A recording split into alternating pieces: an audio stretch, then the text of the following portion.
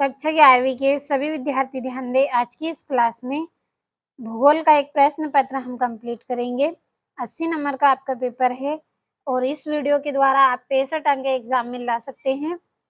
उसके लिए केवल आपको पूरे प्रश्नों को अच्छे से कंप्लीट करना है। तो वीडियो में आप लास्ट तक बने रहें ताकि हर एक प्रश्न को आप अच्छे से कंप्लीट कर पाएँ। तो पहले प्रश्न को पढ़ लेते हैं। ये आपका पहला प्रश्न, सही विकल्प चुनिए। निम्नलिखित में से किस विद्वान ने भूगोल शब्द का प्रयोग किया? इसका आंसर आएगा इरेटोस्थनीज। दूसरा है, निम्नलिखित में से कौन सी संख्या बिग बैंग घटना को प्रदर्शित करती है? 13.7 अरब वर्ष। तीसरा है, निम्न में से कौन सेल अवसादी है? तो इसका आंसर आएगा बलुआ पत्थर। चौथा है, वायुमंडल में ऑक्सीजन की मात्रा है कितनी है? 21%। अगला है, भारत का क्षेत्रफल कितना है? 35.5 लाख वर्ग किलोमीटर है। तो ये आपके 5 सही विकल्प हैं जो कि बहुत ही इम्पोर्टेंट हैं। अच्छे अंक अगर आपको लाना है तो पूरे प्रश्नों को आप अच्छे से कंप्लीट जरूर करें। आपने स्क्रीनशॉट लिया होगा तो अगले प्रश्न को पढ़ते हैं। दूसरा है, रिक्त स्थान की पूर्ति कीजिए। पहला है, भारत के मध्य से डेश रेखा गुजरती है? कर्क रेखा गुजरती है। दूसरा है, पृथ्वी पर जीवन डेढ़ वर्ष पहले आरंभ हुआ? 380 करोड़ वर्ष पहले आरंभ हुआ। तीसरा है, ग्रेनाइट और बेसाल्ट डेढ़ सेलों का उदाहरण है? किसका है? अग्नि सेलों का उदाहरण है। चौथा है, उष्ण मरुस्थलों में डेढ़ एक महत्वपूर्ण अपरदन का कारक है? तो इसका आंसर आएगा पवन। 5 है, भूकंप मापी यंत्र डेढ़ कहलाता है? सिस्मोग्राफ कहलाता है। छठा है, जैव भूगोल में डेढ़ का अध्ययन किया जाता है? जीव और वनस्पति का अध्ययन किया जाता है। अब जोड़ियों को भी पढ़ लेते हैं, फिर इसके बाद आप स्क्रीनशॉट लें। तो ये आपकी जोड़ियां, मानव भूगोल का जनक रेडजेल को कहा जाता है। दूसरा है, सबसे लंबी अवधि है? पूर्व कैम्ब्रियन युग। तीसरी है केवलादेव, तो इसके आएगी भरतपुर।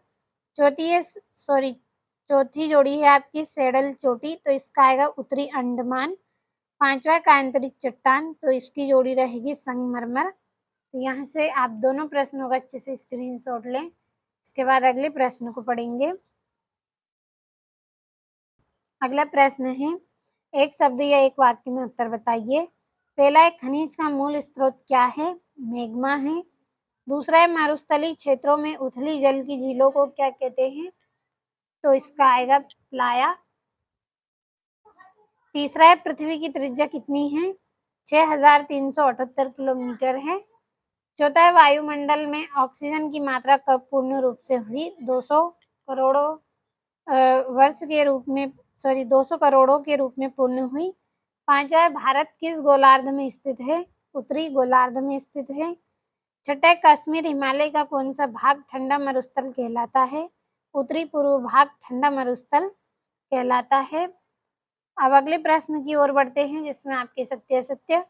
पहला है, हिमानी लटकती घाटी बनाती है? तो ये सत्य है। दूसरा है, पृथ्वी की सतह एक रूप है? तो ये आपका सत्य। चौथा है, गैसों के झुंड से निर्मित विशाल ग्रह को जोवियन ग्रह कहते हैं? तो ये आपका सत्य। और अगला है आपका, सोना और चांदी एक तत्वीय खनिज है? तो ये सत्य रहेगा। पांचवा है, मालदीव बंगाल की खाड़ी में स्थित द्वीपीय देश है? तो ये सत्य। छठा है, हिमालय की उत्पत्ति से पूर्व यहाँ पर टेथिस सागर था? तो ये आपका सत्य है। तो दोनों प्रश्नों का अच्छे से स्क्रीनशॉट ले। इसके बाद आपके जो इम्पोर्टेंट क्वेश्चन है उनको हम पढ़ेंगे। तो ये यहाँ से आपका छठा है, भूगोल की एक परिभाषा लिखिए। सातवां, हमारे मंडल में क्या क्या पाया जाता है? आठवां, भूकंपी तरंगों के छाया क्षेत्र क्या है? नौवां, खनिज क्या होते हैं? उदाहरण सहित बताइए। 10वां, बरखान किसे कहते हैं? यह कहाँ पाए जाते हैं? और 11वां, संपूर्ण भारत की तट रेखा की लंबाई लिखिए। तो ये आपके 11 प्रश्न हैं, तो इनका आप अच्छे से स्क्रीनशॉट लें। इसके बाद अगले प्रश्न को हम पढ़ेंगे। अब ये यहाँ से है आपका